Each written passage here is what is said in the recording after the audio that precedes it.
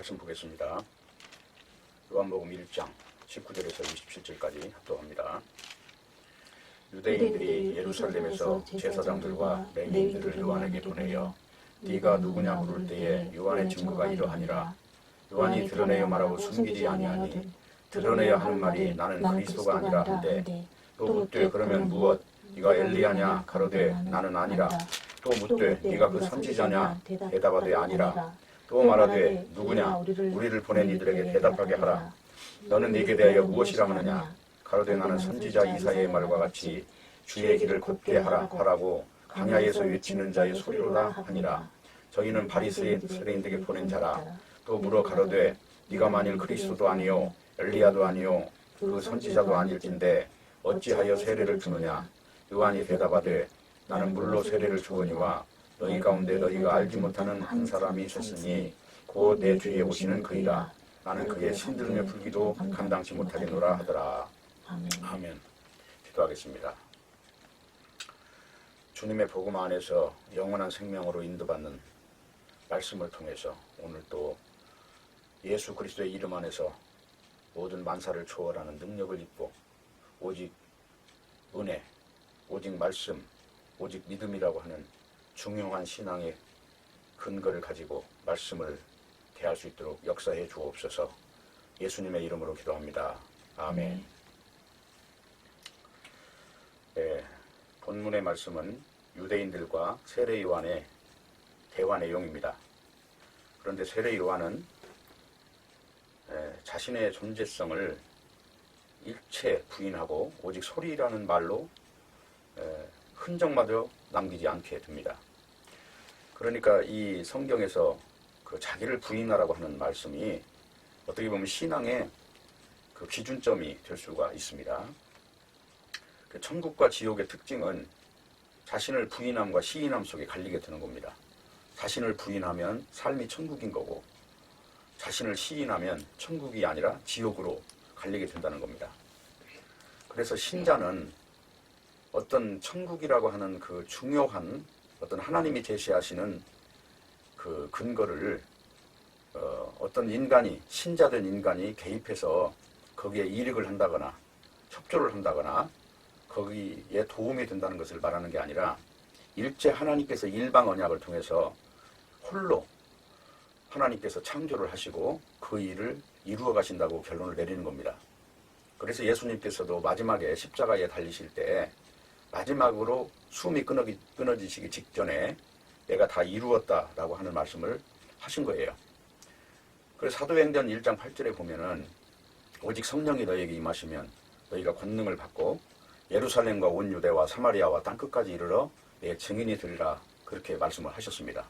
그러면 성령이 임하시면이라는 말은 하나님께서 오시면 그 말이에요. 하나님께서 우리 신자의 몸속에 오시면 그 하나님이 오신 그 일로 인해서 권능을 받습니다. 그리고 예루살렘에서 시작된 십자가 사건이 예루살렘과 온 유대와 그리고 이방 민족인 경계선을 뚫고 사마리아 그리고 땅끝까지, 로마 끝까지 그렇게 증거가 된다 하는 말씀을 하신 겁니다. 그래서 이 자기를 부인한다고 하는 이 말이 그렇게 중요한데, 그게 이제 구약 성경에 보면은 하나님께서 고대의 그 인류를 멸망시킨 이유가 뭐냐면 고대의 유명한 자들 때문에, 그들이 이제 네피림이라고 하는 존재들인데 키가 장대하고 모두가 다 아주 인간 자체가 굉장히 위대한 존재들이에요. 그러니까 네피림이라고 하는 존재들이 그렇게 그 인간적으로 우월한 이걸 보고 그 당시에 하나님의 아들들이 즉 이제 그 하나님의 그 선택을 받은 존재들이 그들과 합쳐졌다는 거예요. 그걸 음행이라고 하는데 성경에서 그런 일로 해서 하나님께서 다시는 내가 사람과 함께 하지 아니하리라, 육체가 되리라 하는 말로 지정하면서 이 육체라고 하는 이 존재를 가지고 굉장히 분노하셨던 내용들이 나와요. 그게 뭐냐면 유명한 자들이라는 거예요. 그러니까 성경에서 지금 제시하시는 이 복음이라고 하는 어떤 견지에서 볼 때 복음이 도대체 뭐냐 그러면 하나님께서 우리 육체를 잘 되게 해서 쉽게 말하면 영혼이 잘 되고 범사가 잘 되고 육체도 잘 되고 어떤 이러한 개념이 아니라 하나님께서는 지금 이 인간의 그 선악과를 먹고 생긴 부함직하고 먹음직하고 탐스러운 어떤 이 육체를 근거한 육신의 정욕과 이생의 자랑과 안목의 유혹거리를 따라서 헤매는 이 인생들의 삶이 전부 다 죽은 삶이라고 하는 것을 전제하고 이것을 지금 깨부시는 거예요. 성령이 오셨다는 것은 이거를 소멸시킨다는 겁니다. 인간이 육체적으로 자랑하고 그렇게 부함직하고 먹음직하고 탐스러운 이런 유형으로 구성화된 이 인간 세상, 이 잠깐 살다가 안개같이 사라지는 이 육체를 마치 영원한 것처럼 호랑이는 죽어서 가죽을 남기고 사람은 죽어서 이름을 남긴다는 이런 말로 이제 그 사람 속의 가치관이 정립된 이것을 다 깨부시는 것이 하나님의 역사다 하는 겁니다. 그러다 보니까 인간이 만들어내는 모든 사상들은 전체가 다 편견이 있는 거예요. 우리가 지금 생각하는 자유, 이번에 지금 대통령이 당선이 되셔가지고 취임사에서 자유라는 말을 많이 썼다고 합니다. 그러면 자유라는 말을 많이 썼다 하는 이야기는 그게 이제 18세기에 자유주의라고 하는 것이 프랑스에서 이미 굉장히 확립된 이론이에요. 자유라고 하는 것이. 그게 뭐냐면 사람이 자기가 열심히 노력해서 벌은 재산이라든가 어떤 사회적 직위라든가 이런 것을 타의의 침해를 받지 않고 지킬 수 있는 권리를 자유라고 하는 겁니다. 근데 평등이라는 원리도 18세기에 다 프랑스에서 나온 사상이에요. 원래 그 전에는 이제 더 소급해서 올라가 보면 뭐 칼막스의 사상이 등장하기도 하고 무슨 엥겔스의 자본론이라는 책도 나오고 많은 것들이 있겠지만 저 칼막스의 자본론이라는 책도 있고 그런 이론들이 있겠지만 궁극적으로는 이 자유라는 것이나 평등이라는 것이나 이런 말도 다 사람들 살면서 어떤 그 당시 프랑스의 시민들이 했던 말들이거든요. 평등이라는 말은 뭐냐? 그 당시 왕족이나 이런 사람들을 말하는 게 아니라 예를 들자면 일반 시민인데 평범한 서민인데 어떤 기득권을 가진 존재들을 말해요. 기술을 가졌거나 아니면 돈을 가졌거나 자본가거나 은행을 가지고 있거나 이런 사람들의 계급에서 그 당시에는 그냥 시민 계급이라고 했어요. 그 당시에. 근데 그 사람들이 이야기했던 거는 또 평등을 주장을 했던 거예요. 자, 우리는 계급이 저 왕족이나 이런 계급은 아니지만 그들로부터 타치받지 않는다 하는 차원에서 그런 말을 했던 거고 또 알고 보면 그것이 공산주의 사상과 똑같아요. 평등이라고 하는 것은. 그러니까 지금 오늘날 공산주의니 무슨 자유주의니 전제주의니 군국주의니 제국주의니 민주주의니 자본주의니 이런 모든 이론들이 다 인간들이 만들어낸 이론인데 그 이론은 다 어디에 근거하고 있냐면 인간이 가치 있다고 하는 사실에 근거한 거예요. 그러니까 국가라고 하는 것의 안위 그리고 가정의 안녕 개인의 일신의 금이 환향을 향해서 몸부림치고 달려가고 있는 것이 이 인간의 모습이다 하는 것입니다.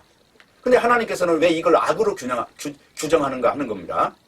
악으로 규정하는 이유는 그 일로 인해서 인간이 잠깐 있는 안개와 같은 존재가 라는 그 하나님의 말씀을 부정하는 일이기 때문에 그럴 수밖에 없는 것이다.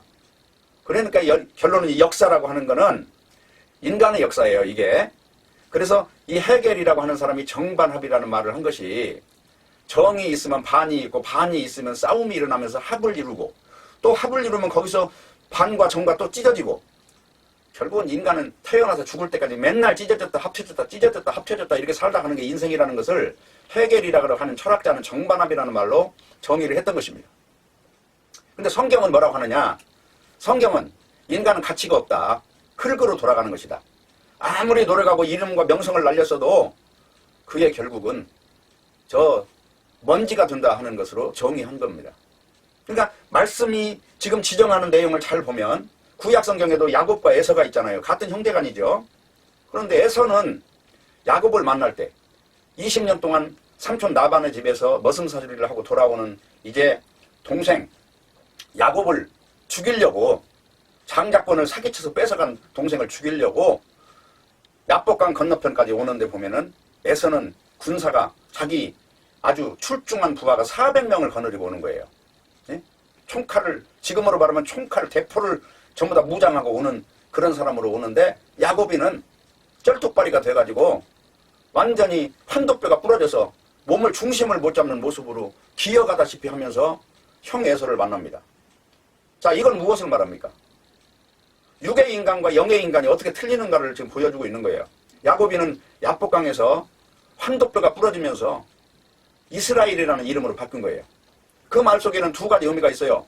하나는 하나님과 더불어 싸워서 이겼다는 뜻이 있고, 또 하나는 하나님이 대신 싸우신다는 말이 있어요.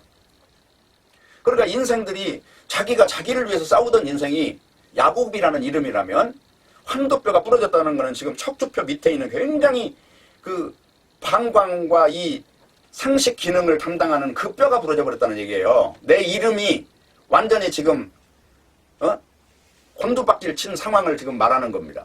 그 상황에서 주어지는 이름이 이스라엘이라는 이름이에요. 자기가 부정됐을 때 주어지는 이름이에요. 성령이 오셨을 때 신자에게 일어난 현상은 바로 이런 현상이 일어나는 겁니다. 자기가 부정이 될 수밖에 없게끔 삶을 인도하신단 말이에요. 그러니까 잘나고 훌륭하고 사람들에게 박수갈채를 받는 존재로 변해야 되는데, 예수 그리스도를 정확하게 믿었다면 하나님께 끌려가게 되는 거예요. 끌려가서 하나님의 주님으로, 인간은 피조물로 이렇게 변한다는 겁니다. 자기가 원치 않아도 그 길을 간다는 겁니다. 그래서 요한복음 마지막에 이제 예수님께서 베드로에게 하는 말이 그래요. 네가 젊었을 때는 네가 띠띠고 네 의지로 다녔겠지만 늙어서는 안 된다. 그 늙어서라는 건 성령이 충만한 후로는 성령에 끌려간다. 네가 자유대로 가는 것이 아니라 성령에 끌려서 남은 여생을 살 것이다 하는 이야기를 하는 겁니다.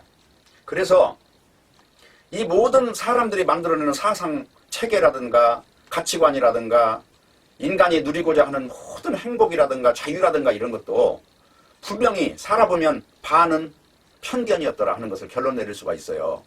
그러니까 결국은 자유와 평등이 전쟁이 일어나는 겁니다. 이 세상은. 우리는 자유를 좋아하고 평등을 좋아하지만 자유를 원하면 평등이 무너지는 거고, 평등을 원하면 자유가 무너지는 거예요.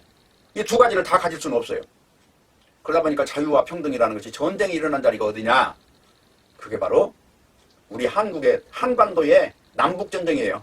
지금 휴전의 상태에 있지만은, 그러면 북쪽은 뭐냐? 북쪽은 평등을 추구하는 세력입니다.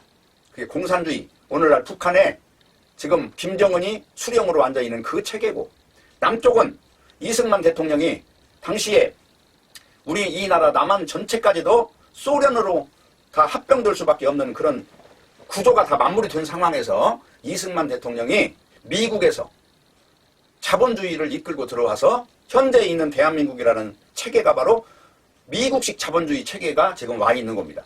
그러니까 결론은 미국과 소련이 싸운다고 생각하지만 알고 보면 이게 자유와 평등의 싸움인 거예요.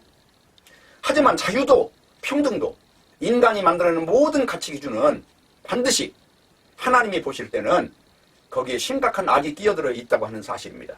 그래서 우리는 신자라고 하는 존재는 이런 모든 체계 중에서 어떤 체계가 좋다고 말할 수가 없어요. 왜냐? 그거는 시간이 가면 또 달라지기 때문에 인간이 만들어놓은 모든 가치 기준은 반드시 모순이 있을 수밖에 없어요. 그래서 편견이라고 하는 것이 존재하는 겁니다. 죽을 수밖에 없는 존재가 내 이름으로 영원히 살겠다고, 내 명성 하나라도 남기고 죽겠다고 하는 모든 일들이 결국은 악이 되는 거예요.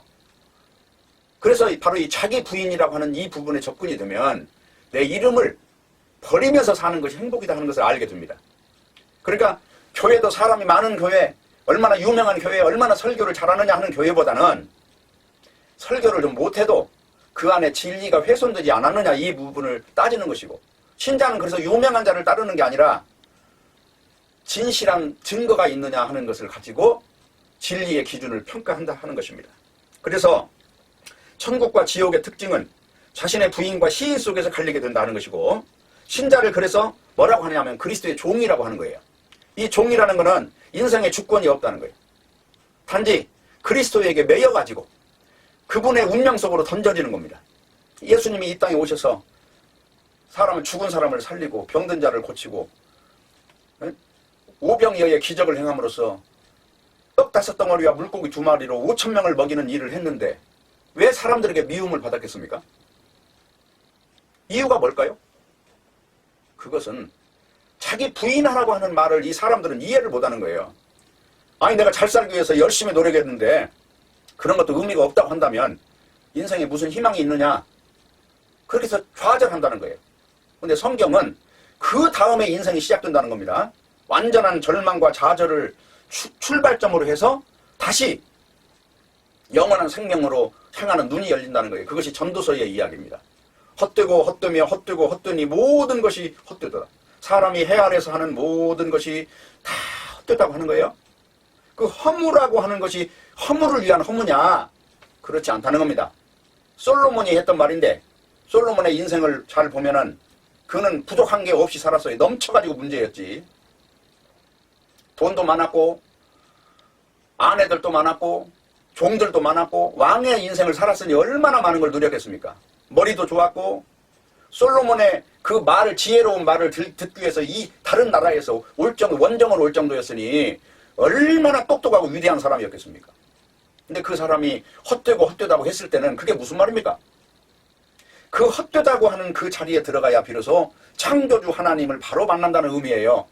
그리고 창조주를 만나고 난 뒤에는 그 헛된 것을 누렸을 때 누리는 기쁨이 열이라면 창조주 하나님을 만나고 나니까 자기를 완전히 부정하고 나니까 그때 오는 행복을 일컬어서 하늘에서 내려오는 생수의 강이라고 하는 겁니다. 그것이 요한복음 4장의 이야기예요.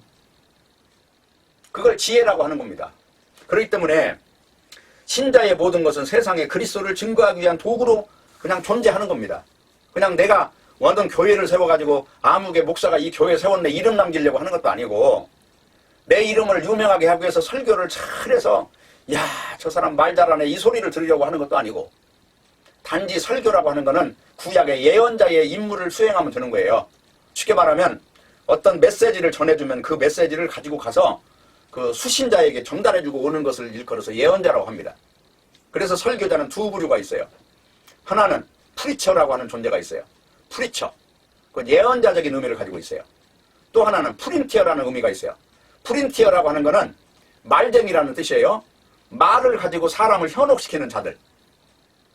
그 말은 어디서 나왔냐?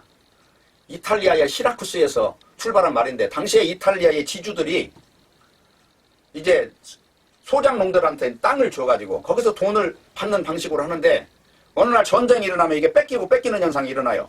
그럴 때 웅변가들을 통해서 거기서 눈물로 호소를 하고 웅변수를 가지고 호소를 해서 자기 주장을 설득하기 위해서 웅변가들을 그 당시에 돈 주고 샀던 거예요. 이걸 일컬어서 프린티어라고 합니다. 근데 이 프린티어는 말은 잘하는데 거기에 생명이 없어요. 영상이 없어. 왜? 자기 부인이 없어요.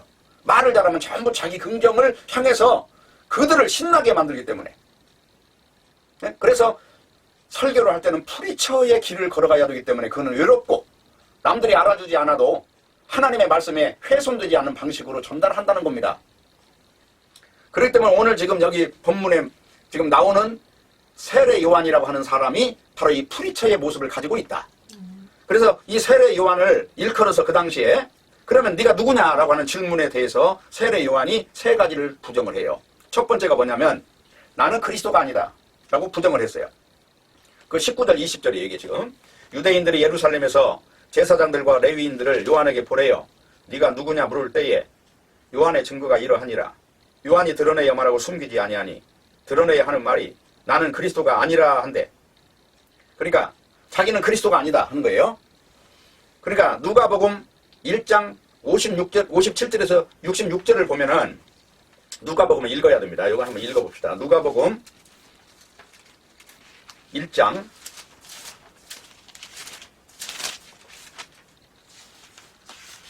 57절 엘리사벳이 해산할 기한이 차서 아들을 낳으니 이웃과 친족이 주께서 저를 크게 긍휼히 여기심을 듣고 함께 즐거워하더라. 8일이 되면 아이를 할례하러 와서 그 붙인 이름을 따라 사가랴로 하고자 하더니 그 모친이 대답하여 가로되 아니라 요한이라 할 것이라 하매 저희가 가로되 네 친족 중에서 이 이름으로 이름한 이가 없다 하고 그 부친께 형용하여 무엇으로 이름하려니까 물으니 저가 서판을 달라 하여 그 이름을 요한이라 쓰매 다 기이 여기더라. 이에 그 입이 곧 열리고 혀가 풀리며 말을 하여 하나님을 찬송하니 그 근처에 사는 자가 다 두려워하고 이 모든 말이 온 유대 산중에 두루 퍼짐에 듣는 사람이 다 이 말을 마음에 두며 가로되 이 아이가 장차 어찌 될꼬 하니 이는 주의 손이 저와 함께 하심이로라. 지금 이 내용을 보면요. 이제 이 요한이라는 사람이 태어나고 이름이 주어지는 과정을 지금 설명하고 있어요. 근데 그 당시에 아버지 사가랴가 이제 하나님께서 입을 벙어리가 되게 만드셨어요. 자기 부정에 속해야 되는데 자기 긍정의 방식으로 이게 변질될 우려가 있는 어떤 현상에서 하나님께서 그를 벙어리로 만들었어요. 그리고 나서 이 이름을 이제 이름을 높이는 이름이 아니고 낮추는 이름으로 지어주니까 그때 입이 열렸다 하는 말이에요. 지금 이 말이.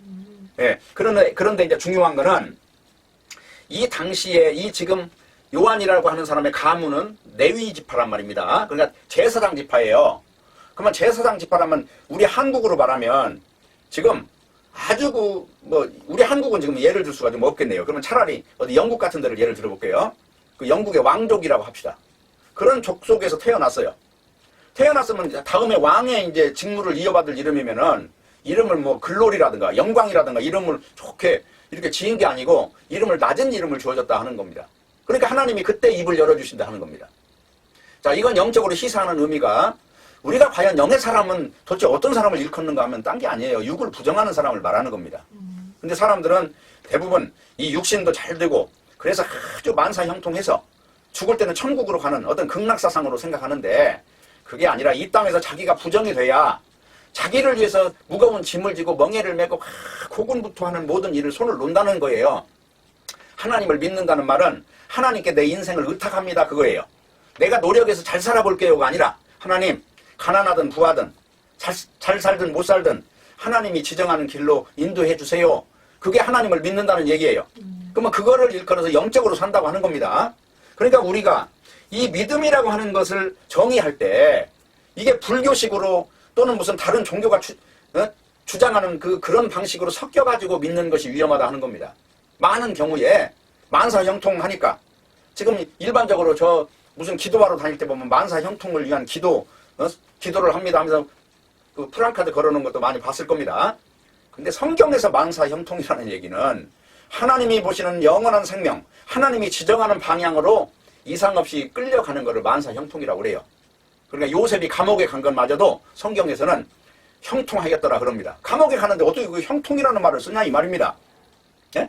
그러니까 우리 인생들에게 주어지는 길흉화복이라고 하는 것을 점쳐가지고 흉한 건 버리고 길한 건 가게 하는 무당을 죽이라고 하는 이유가 성경에서 하나님이 주시는 거는 고난이라고 하는 걸 통해서 꽃을 피우려고 하는데 쉽게 말하면 고난이라는 걸 주어가지고 자기 부정에 도달하게 하려고 하는데 인간은 그걸 피해가니 그게 하나님의 원수라는 거예요. 그것이 선악과를 먹고 생긴 현상이라는 거예요. 그래서 성경은 자기 부정을 해야만 그걸 신앙이라고 인정을 하는 겁니다. 그러니까 자기 이름을 내세우려고 자기 입신 공명을 위해서 살아가는 이런 모습들을 일컬어서는 그냥 눈 하나도 돌리지 않는 게 이 영적 세계라는 말이에요. 그래서 이제 중요한 거는 누가복음 1장 지금 57절을 이제 한번 다시 볼게요. 엘리사벳이 해산할 기한에서 아스를 낳으니 아까 읽었죠? 그 이야기와 같은 방식으로 지금 이제 그 세례 요한이 왔다는 것이고 그리고 이제 여기 누가복음 3장 15절을 보시면 백성들이 바라고 기다림으로 모든 사람들이 요한을 혹 그리스도 신가 심중에 의논하니 요한이 모든 사람에게 대답하여 가로되 나는 물로 너에게 세례를 주거니와 나보다 능력이 많으신 이가 오시나니 나는 그의 신들매를 풀기도 감당지 못하겠노라. 그는 성령과 불로 너에게 세례를 주실 것이요 손에 키를 들고 자기의 타작 마당을 정하게 하사 알곡은 모아서 꽃간에 들이고 쭉정이는 꺼지지 않은 불에 태우시리라. 지금 요한이라고 하는 사람이 하는 일은 물로 세례를 주는 일이고 그리고 내 뒤에 지금 6개월 뒤에 오시는 그 예수님은 불과 성령으로 지금 세례를 준다는 거죠. 그러면 성령으로 준다는 얘기는 뭐냐? 그건 알곡을 골라내는 작업이에요. 불은 뭐냐? 다 태워서 죽이겠다는 거예요. 그렇기 때문에 이 불과 성령이라는 말은 나누어서 생각할 필요도 없어요. 성령을 받으면 우리 육체 자체가 다 소멸되는 겁니다. 그게 사도행전 2장 이야기예요. 육체가 소멸돼서 육체의 가치를 일체 인정하지 않는 존재로 바뀌는 겁니다. 육체라고 하는 것은 이거는 티끌 같은 것이고 안개 같은 것이고 풀에 잠깐 피었다가 사라지는 풀의 꽃과 같은 것이다 하는 겁니다. 그렇기 때문에 성경에서는 계속 그 이야기를 하고 있어요. 그 야고보서에서는 지금 뭐라고 그래요? 너희들 잘한다. 너희들 보니까 손가락에 가락지를 끼고 좋은 옷을 입고 와가지고 지금 네 형제 가난한 형제들을 지금 아주 기를 죽이고 있는데 네가 지금 보니까 세상하고 간음하고 있네. 야고보서 4장 이야기를 잘 읽어보면 그런 이야기를 하는 거예요. 그러니까 결국은 그 사람은 영적인 사람이 아니라 세상적인 사람이라는 거죠. 그리고 간음한다는 건 뭐예요? 세상 사람이라는 얘기예요. 같이 짝이 돼 있다는 얘기예요. 간음이라는 용어를 성경에서 단지 성에 받는 어떤 개념을 가지고 대입하는 게 아니라 신앙에 대입을 해서 그런 용어를 쓴다 하는 겁니다. 그래서 중요한 거는 지금 여기 그 손에 키를 들고 자기 타작마당을 정하게 하는 분이 예수님이라고 하는 이것이 중요하다는 것이고, 그러니까 이 지금 예수님을 위해서 존재하는 피조물이에요. 오늘 여기 제목을 보면은 피조물의 조건입니다. 피조물의 조건. 오늘 설교의 제목이. 그래서 피조물이라고 하는 조건은 원래부터 어떤 조물주의 그 조물주의 의도를 나타내기 위한 존재라는 겁니다. 피조물. 자, 예를 들어서 내가 텔레비전을 만들었어요. 텔레비전을 왜 만들었습니까? 텔레비전을 통해서 어떤 다른 방송 전파를 받아서 지금 여기서 떨어진 100km, 200km 떨어진 곳에 있는 그 현장을 그대로 내 눈으로 보겠다는 것으로 만든 거죠. 그러면 텔레비전에 그게 안 돼요.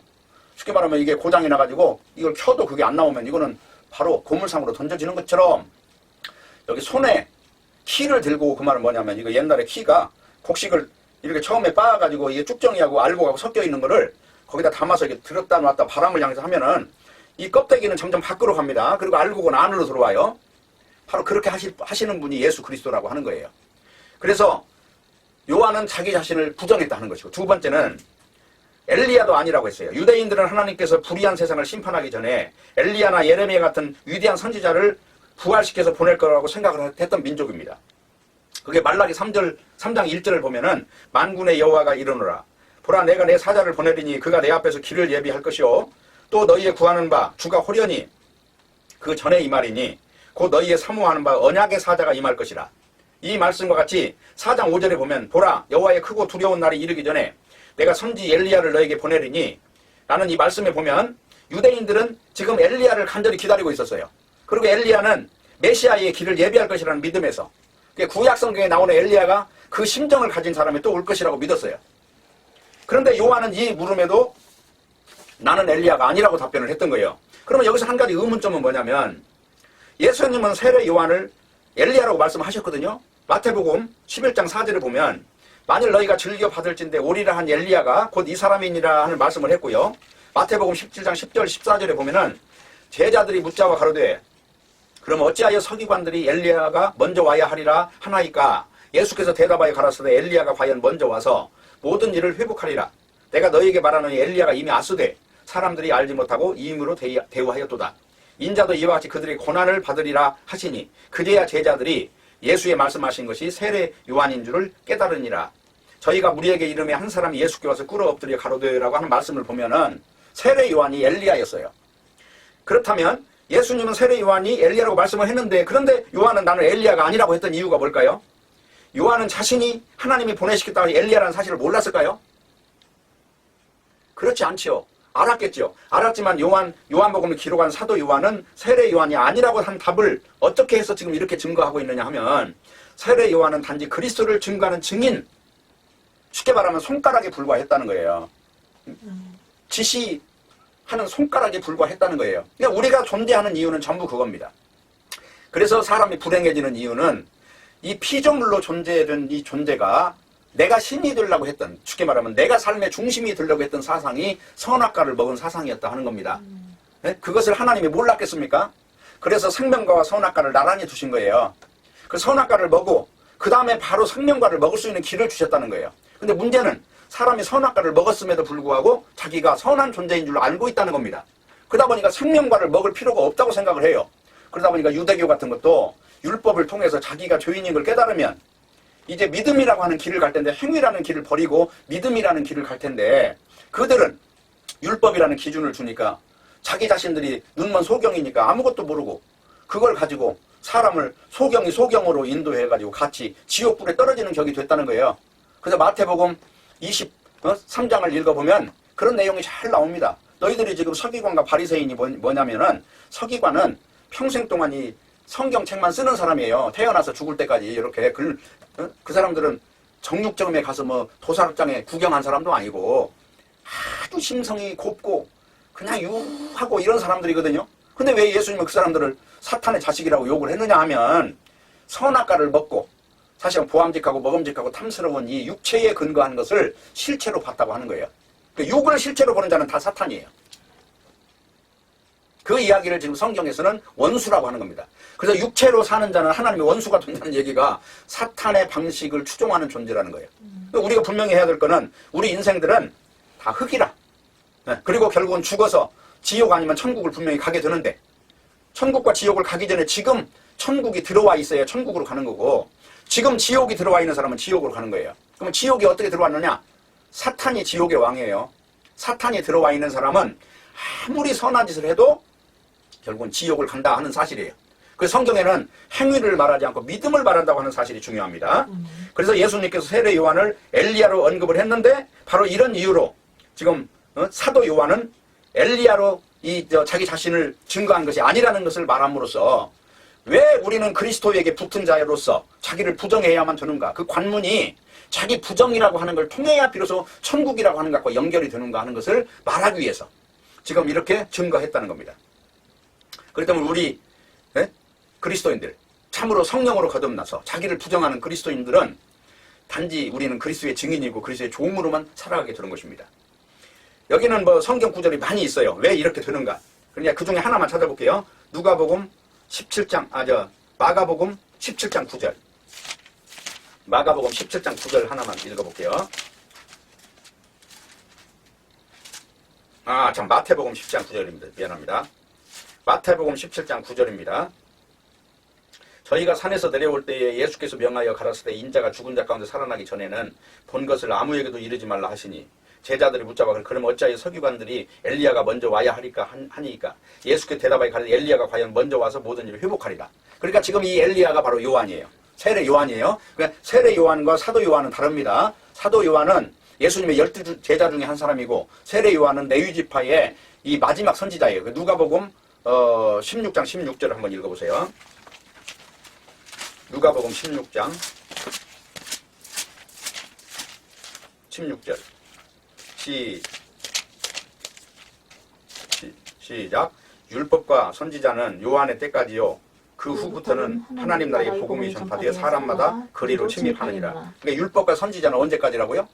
요한의 때까지라는 거예요. 그러니까 이게 뭐냐면 세례 요한 때까지 선지자의 터가 있었고 그리고 예수님이 말하기 시작하는 것부터 지금은 복음이 시작될 때인데 복음의 터는 사도의 터라고 해요. 그러니까 선지자의 터와 사도의 터가 여기서 분기점이 생기는 겁니다. 근데 사도나 선지자나 전부 다 누구를 증거했냐면 예수 그리스도를 증거했어요. 대표적으로 이제 선지자 중에는 이사야가 선지자죠. 선지자가 그가 찔리면 우리 허물을 인하며 그가 상하면 우리 죄악을 인함이라. 그가 징계를 받음으로 평화를 누가 채찍에 맞음으로 우리가 나음을 입었도다 하는 그 말이 이사야서 53장에 있는 그 중요한 말의 포인트가 전부 예수님을 향하고 있어요. 그리고 이제 사도들의 터를 보면은 우리가 하늘나라라고 하는 이 하나님의 세계에 접속되는 길이 대표적인 예언의 근거를 어디서 하느냐면 에베소에서 많이 하는데 에베소서 2장 8절 9절이 무슨 말이에요? 너희가 그 은혜를 인하여 믿음으로 말미암아 구원을 얻었나니 이것이 너희에게 난 것이 아니요 하나님의 선물이라. 행위에서 난 것이 아니니 이는 누구든지 자랑치 못하게 함이니라.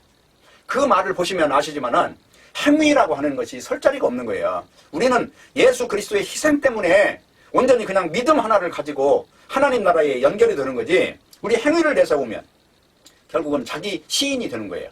자기 부정이라고 하는 것에서 근거한 이 증거는 인간 자체가 어느 흔적이라도 남아있으면 안 되는 아주 굉장히 엄중한 어떤 기준점을 제시하는 겁니다. 그리고 세 번째는 선지자가 아니라고 그랬어요. 그러면 세 번째 질문, 네가 선지자냐? 그거는 신명기 18장 15절에 보면 이제 모세가 그 말을 하거든요. 지금 모세와 같은 또 하나의 선지자가 온다고 했는데 그 선지자가 아니라고 했어요.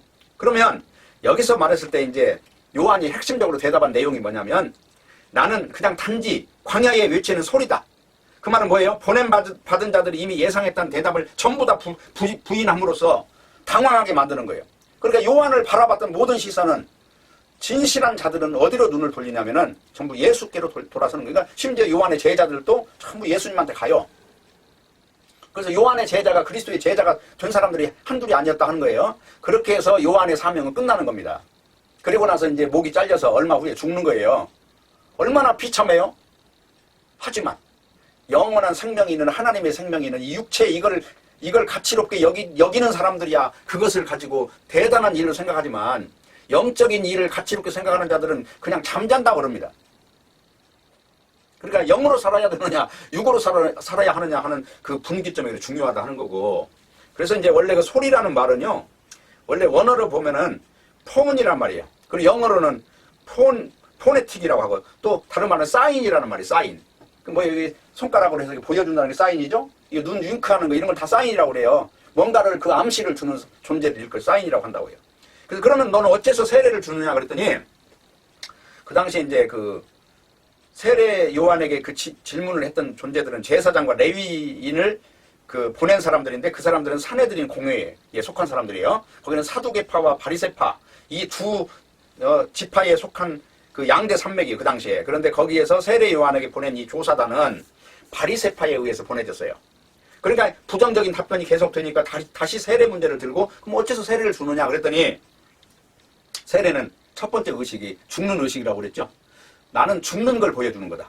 그런데 그 죽었다가 죽는 분이 한 분 온다. 그 죽었다 살아나는 것을 통해서 너희들에게 어떤 하나님 나라를 지금 가지고 들어온다.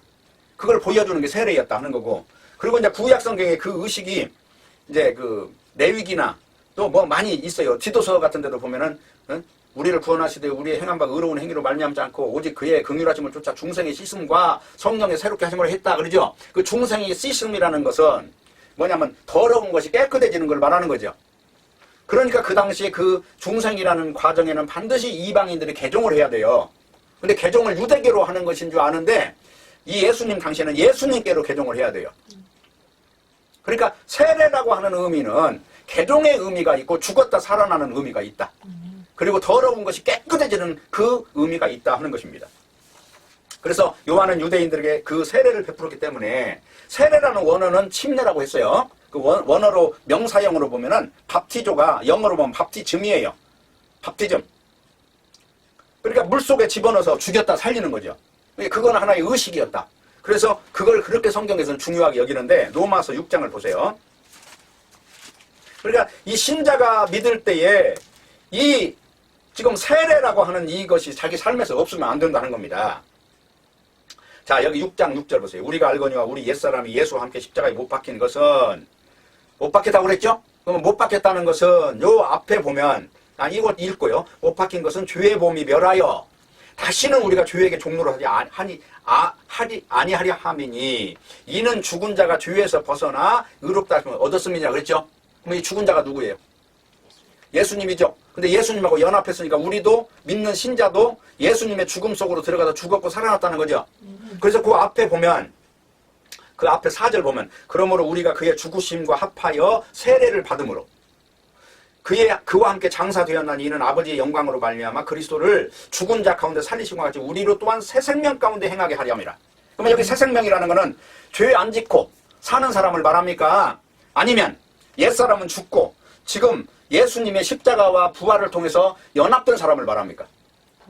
바로 이 후자를 말하는 건데, 많은 사람들이 여기서 헷갈리더라 이 말이에요. 그래서 여기 새 생명 가운데 행하는 거를 이제부터 죄 안 짓고 사는 거, 이걸 말하는데, 그렇다면 이 육신 자체 속에 일어나는 탐심마저도 다 죽어야 되는데, 배고프면 밥 먹고 졸리면 자야 되고 인간의 본능적인 것까지 다 없앨 수 있습니까? 라는 질문을 해야 돼요. 본능을 없앱니까? 본능이라고 하는 거는 육체를 가지고 있는 존재는 육체를 가지고 있는 동안에 생기는 생명현상, 생존현상이에요. 이거를 인간들이 죄로 몰아붙이더라 하는 거예요. 그래서 어떤 문제가 생기냐? 디도서를 한번 보세요. 디도서 보면 어떤 지금 문제가 지금 있냐 하면은요, 여기 1장 14절 보시면, 유대인의 허탄한 이야기와 진리를 배반하는 사람들의 명령을 쫓지 않게 하려 함이라. 그러니까 지금 여기 복종치 않고 헛된 말을 하는 사람은 할례당이 많은데, 그 구약시대에 할례를 받으면 의롭게 된다고 말하는 이런 자들이 있었다는 거죠. 사도 바울이 보면 예수님의 죽으심과 같이 자기 육체를 부정하는 존재로 바뀌지 않는 것을, 그냥 육체를 오히려 긍정하는 쪽으로, 쉽게 말하면 할례 받은 흔적이 있으면 이 사람은 계급이 한 단계 올라가는 것처럼 생각했다는 거예요. 네? 자, 그걸 가지고 꾸짖는 겁니다 지금. 그러면서 여기 15절 보세요. 깨끗한 자들에게는 모든 것이 깨끗하나 더럽고 믿지 않는 자들에게는 아무것도 깨끗한 것이 없고 오직 저희 마음과 양심이 더러운 자다. 예수 그리스도의 이름으로 세례받은 흔적이 없어요. 물속에 들어갔다 나왔다는 게 아니고 성령으로 인해서 거룩해지지 않았으니, 맨날 몸에다 표시나 내려고 그러고 형식주의나 남한테 보이려고 이게 의를 행하는 존재들이 있었다는 거예요. 그러다 보니까 그런 존재들 때문에 생기는 현상들이 얼마든지 있었다는 겁니다. 그래서 이제 디모데전서에 보면은, 자, 여기 이제 6장, 디모데전서 6장을 보세요. 3절. 누구든지 다른 교훈을 하며 바른 말 곧 우리 주 예수 그리스도의 말씀과 경건에 관한 교훈에 창념치 아니하면 저는 교만하여져 아무것도 알지 못하고 변론과 언쟁을 좋아하는 자니 이로써 투기와 분쟁과 해방과 악한 생각이 나며 마음이 부패하여져서 진리를 잃어버려 경건을 이익의 재료로 생각하는 자들이 다툼이 일어난다. 그러니까 경건이라고 하는 것을 뭐 자꾸 논쟁을 해가고 말싸움에서 이기는 자가 쉽게 말하면 믿음 좋은 사람처럼, 믿음이 좋은 건 말 잘하는 것도 아니고 공부를 많이 해서 믿음이 좋아집니까? 서울대 나온 사람은 믿음이 좋아지고 고등학교 나온 사람은 믿음이 나쁩니까? 근데 많은 사람들은 믿음을 가지고 그런 표현력이라든가 지식을 가지고 믿음의 척도로 생각하는 경우가 많다 이런 거예요. 이런 것도 하나의 그런 것에 속하는 것이라고 생각하면 됩니다. 그러니까 문제는 뭐냐면 여기 4장을 보세요. 디모데 4장. 이런 사람들 때문에 문제가 있는 거예요. 그러나 성령이 밝히 말씀하시기를 후에 사람들이 믿음에 떠나 미혹을 받아 영과 귀신의 가르침을 쫓으리라. 자기 양심이 화인마다 외식함으로 거짓말하는 자들이라. 혼인을 금하고 식물을 폐하라 할 터이나 식물은 하나님이 지으신 바니 믿는 자들과 진리를 아는 자들이 감사함으로 받을 것이니라. 하나님이 지으신 모든 것이 선함에 감사함으로 받으면 버릴 것이 없나니 하나님의 말씀과 기도로 거룩하여 증인이라. 그러다 보니까 믿음이 잘못되다 보니까 먹는 거 가지고 이런 의식적인 거 가지고 결혼을 안 한 사람은 거룩하고 결혼한 사람은 더럽다는 식으로 이런 이론들이 생겨났다는 겁니다. 이게 얼마나 이게 육체를 가지고 판단하는 잣대이기 때문에 잘못됐느냐 이런 말씀이고, 결론을 내리겠습니다. 시간이 이제 없어가지고. 그래서 마태복음 23장을 보면은 독세의 자식들이 바로 누구냐면 유대인이었어요. 그러니까 유대인은 육체를 가지고 이 육체의 가치를 두고, 다시 말하면 이 육체가 티끌이라고 하는데도 이 육체에 존경을 받고, 쉽게 말하면 모세의 자리에 앉아서 상석에 앉기를 좋아하고 남에게 이름이라고 말 잘한다고 사람들 앞에서 기도하는 걸 즐기고, 그러니까 그 사람들은 기도는 얼마나 훈련됐겠어요. 그 기도 속에는 사람 눈물이 나오는 기도를 하지 않았겠습니까? 그러다 보니까 예수님이 볼 때는 이들이 독사의 자식들이었다는 건 사탄의 자식이라는 얘기예요. 오늘날도 우리 증거는 자기 부정 속에서 나오는 것입니다. 자기 긍정은 결국은 사탄의 소리에 불과한 것이고, 자기 부정이 있다면 그가 바로 복음 안에 있는 지체라고 인정하는 기준이 된다 하는 것입니다. 기도하겠습니다. 하나님 아버지, 오늘 또 말씀을 주셨사오니 이 말씀을 놓치지 말고 우리 가슴 속에 품고 항상 말씀의 기준, 캐논되는 말씀의 기준을 근거해서 신앙을 논할 수 있도록 인도해 주옵소서. 믿고 누리게 해 주옵소서. 예수님의 이름으로 기도합니다. 아멘.